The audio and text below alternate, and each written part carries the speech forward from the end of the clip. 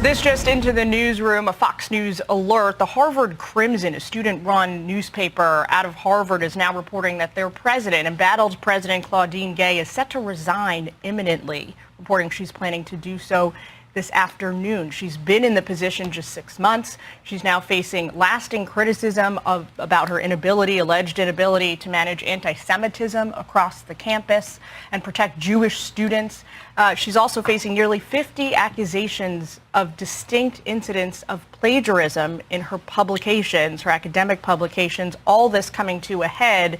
It looks like this afternoon Harvard Crimson and the Boston Globe are now reporting that she is going to step aside and announce her resignation. After repeated uncoverings of history of plagiarism, Harvard President Claudine Gay will resign in disgrace. The diversity hire served the shortest presidency in Harvard history. But don't worry, it's okay. She's going to have a very good time. Why? Claudine gets to keep $900,000 annual salary despite resigning from her job as Harvard president. What do you call this kind of privilege? Black privilege, the ability to break every law in the country and still remain the victim. Let's remind you what she said previously. Does calling for the genocide of Jews violate Harvard's rules of bullying and harassment, yes or no? It can be, depending on the context. It does not depend on the context. The answer is yes, and this is why you should resign. House Republican Chair Elise Stefanik, a Harvard alum, posted, "Two down," referring to Gay and Penn President Liz McGill, who also resigned days after the hearing. While Harvard's governing board initially backed Gay, she faced increasing scrutiny following charges of plagiarism in her dissertation and several articles, including reports of a new complaint filed this week. Gay, who was Harvard's first black female president, denied the allegations of plagiarism and stated, "It has been distressing to have doubt cast on my commitments to confronting hate and to upholding scholarly rigor, and frightening to be subjected to personal attacks and threats fueled by racial animus." Translation, she felt like the Jews at school.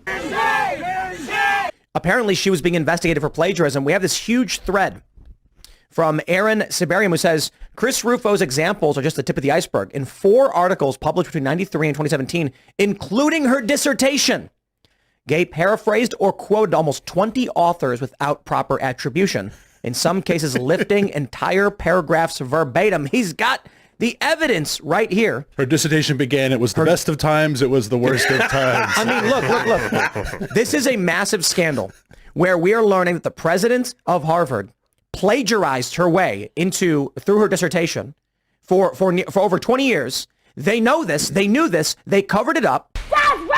She then makes shockingly offensive statements, and they refuse to fire her. It's great to be a leftist. Yeah, that's right. You can do nothing. You can do no wrong. Hunter Biden, look at that. Harvard University covered up a high-level investigation into whether its controversial president was a plagiarist and used an expensive law firm to threaten the Post over our own probe. The college announced Tuesday morning that it investigated Claudine Gay over whether some of her academic work was plagiarized and had cleared her of breaching the college's standards for research misconduct. Let me prove to you how bad this sounds.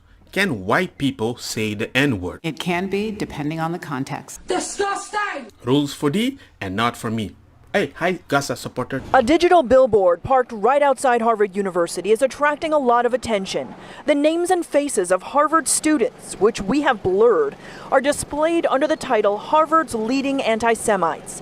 The students are allegedly those who signed on to a statement by the student group Palestine Solidarity Committee, which read in part, "We hold the Israeli regime entirely responsible for all unfolding violence." We're merely amplifying their message. The man claiming responsibility for the truck says the Harvard community should know who the students are. If they're ashamed of what they did and want to apologize, we'll remove them. If they're proud of what they did, they should thank us. The only qualification for the job is that you are a member of the cult.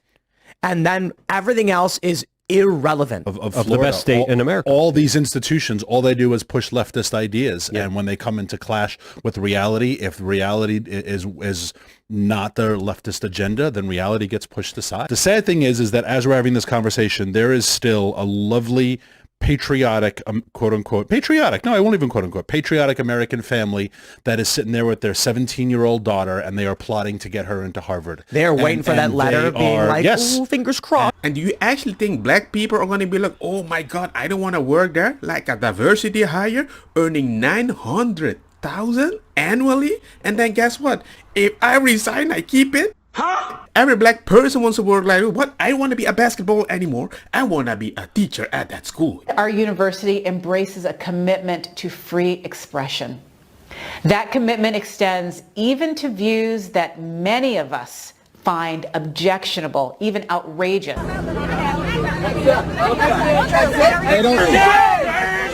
We do not punish or sanction people for expressing such views. But that is a far cry for endorsing them. It's in the exercise of our freedom to speak that we reveal our characters, and we reveal the character of our institution. We can issue public pronouncements declaring the rightness of our own points of view and vilify those who disagree. The point of this rally was to show everyone who's feeling particularly vulnerable and afraid and powerless after Trump's election. Or we can choose to talk and to listen with care and humility, to seek deeper understanding, and to meet one another with compassion.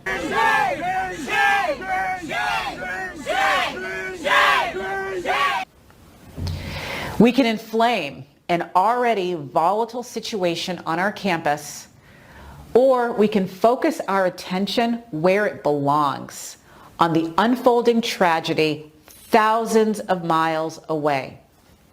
We can ask ourselves how, as human beings, we can be helpful to people who are desperately trying to protect themselves and their families, people who are fighting to survive.